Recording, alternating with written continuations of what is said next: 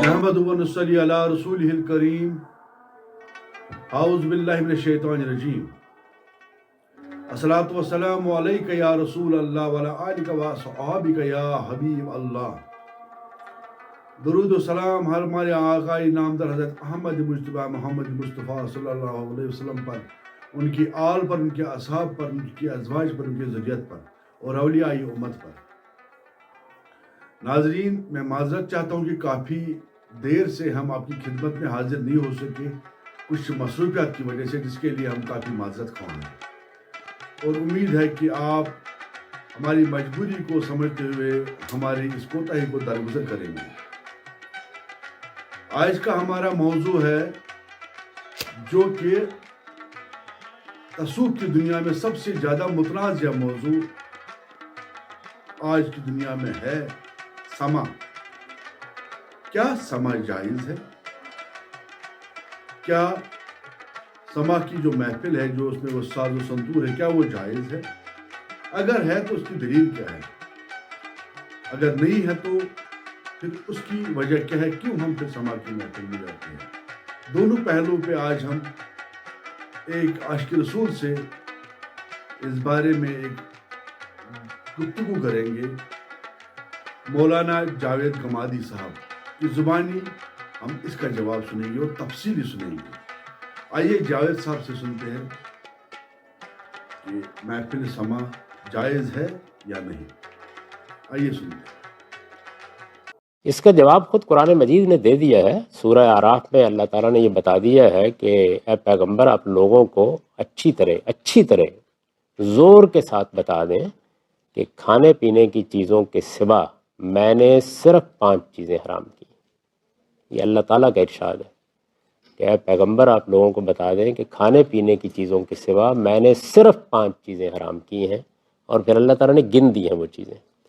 فرماتے ہیں میں نے بدکاری کو حرام کیا ہے، میں نے حق تلفی کو حرام کیا ہے، میں نے لوگوں کی جان، مال اور عزت کے خلاف کسی اقدام کو حرام کیا ہے، میں نے شرک کو حرام کیا ہے، میں نے اپنی طرف سے کسی چیز کو حرام قرار دینے کو حرام کیا. تو اس وجہ سے ان 5 چیزوں کے سوا کوئی چیز حرام نہیں. یہ خود قرآن مجید نے فیصلہ کر دیا. میں تو لوگوں سے کہتا ہوں کہ قرآن کی اس آیت کو اپنی میز پر رکھ چھوڑا کریں تاکہ حرام حلال کی بحث ہمیشہ کے لیے ختم ہو جائے. یہ آپ کے پروردگار کا ارشاد ہے اور اس زور کے ساتھ ہے کہ کل انما حرم ربی، ان سے کہہ دو اے پیغمبر کہ میں نے صرف یہ چیزیں حرام کی. تو اس وجہ سے جو آدمی بھی اس کے سوا کسی چیز کو حرام کہتا ہے وہ قرآن مجید کے اس سری ارشاد کے خلاف بات کرتا ہے. تمام فنون لطیفہ، خواہ وہ موسیقی ہے، خواہ وہ شاعری ہے، خواہ وہ ادب ہے، خواہ وہ افسانہ ہے، یہ سب بالکل حلال جائز ہے.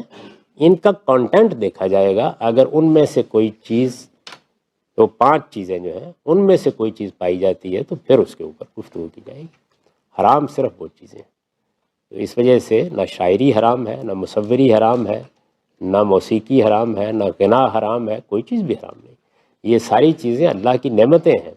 بلکہ اس آیت میں اوپر ان نعمتوں کے بارے میں اللہ تعالیٰ یہ کہتے ہیں کہ یہ جتنی زینت کی چیزیں میں نے پیدا کی ہیں، لوگوں سے پوچھو اس کو کس نے حرام کیا ہے.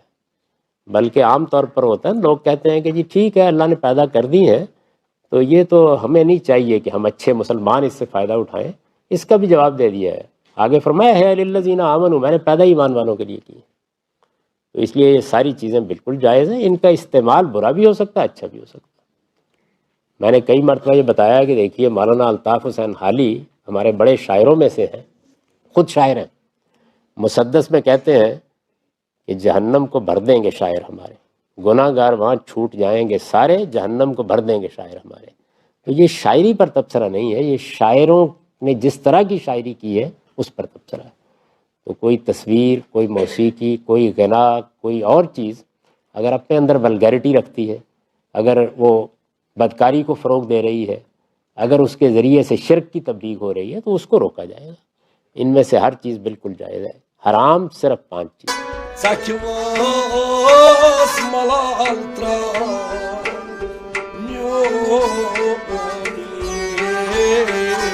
Kıy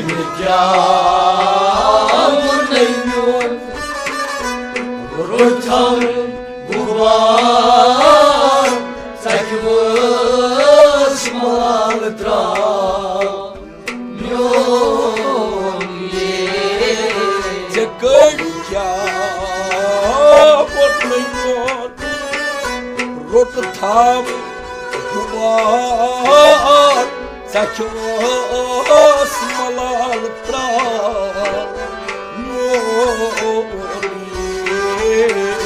Gölja Bortlengon Rot tham Kubar Sakos